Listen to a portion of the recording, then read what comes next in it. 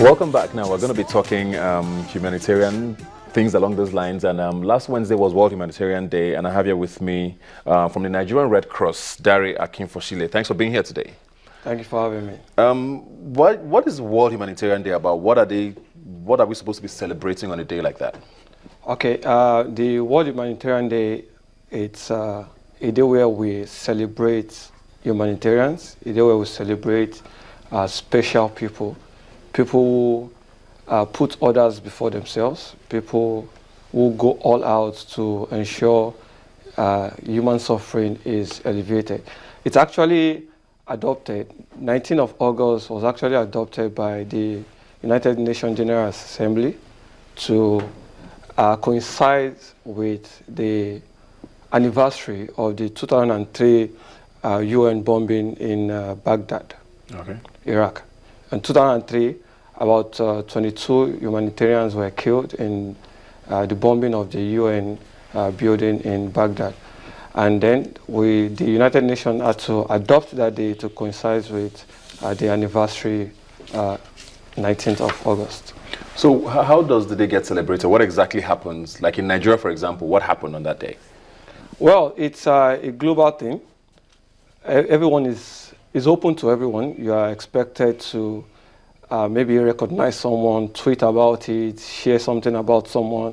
You remember when we were fighting Ebola in Nigeria, okay. Yeah. Our own Dr. Stella Adadevo, you mentioned people like that, you remember them, and a lot of more people. Even if you don't know them by name, just say it. And in the Red Cross, we have different programs. Different organizations do have different programs. All you need to do is just celebrate humanitarians. A lot of people have died while trying to help others. It's a day to remember people like that. Let's talk about you now. I mean, you are a member of Nigerian Red Cross. Okay. What was the motivation for you to be a part of it? Well, back then when I was in GSS1, I can't really remember what was, but the Red Cross uniform was quite beautiful. Maybe that was one. We were forced into going into classes, but that was a good day for me because since that time, I've been able to appreciate the existence of humans. People suffer every day, and we need people to actually assist. Basically, in the Red Cross, it's what people seem to know about us more for is the first aid aspect of it, but it's actually far more than that. It's humanitarian. The concept of humanitarian is quite wide.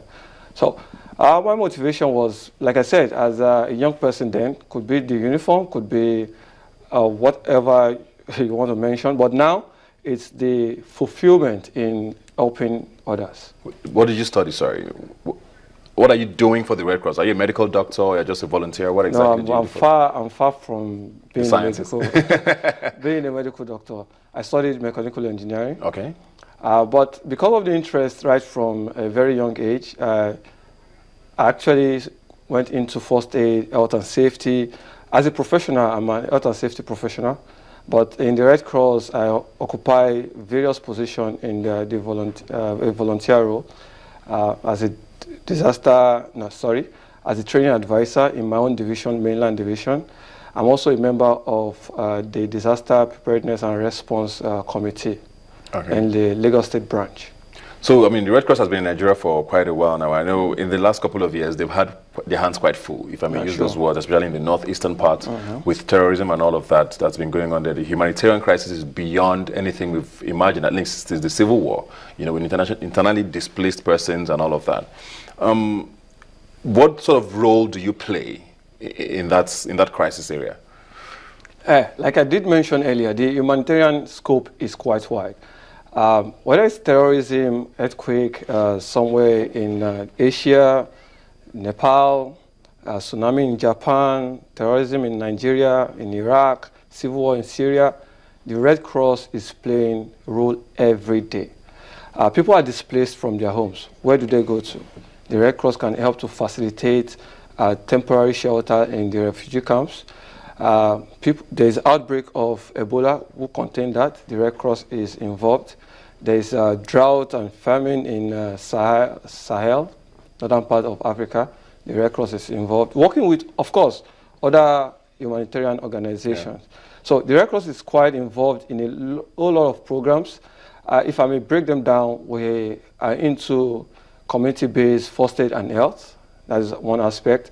Water, sanitation and hygiene, prison services, sanitation. Just think of it. Anywhere we have humans, anywhere where humans need help, Red Cross is there. So, like with the Northeast specifically now, well, what do you do with internally displaced persons there? Is the Red Cross, do you provide shelter? Are you there on site, you know, at the places, or you just supply? Okay. In Nigeria, the National Emergency Management Agency is the lead agency in terms of humanitarian works or emergency response. But Red Cross also is an independent organization, and then NEMA coordinates activities of NGOs, humanitarian organizations in Nigeria.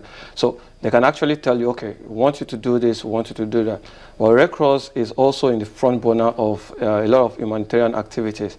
So we can help to coordinate materials, relief materials. You help to provide shelter. You bring in teachers to teach children in the camps. Of course, they don't have to go to regular schools, but they have to continue their education. And so these are some of the things we do in the Nigerian Red Cross Society, quite a lot.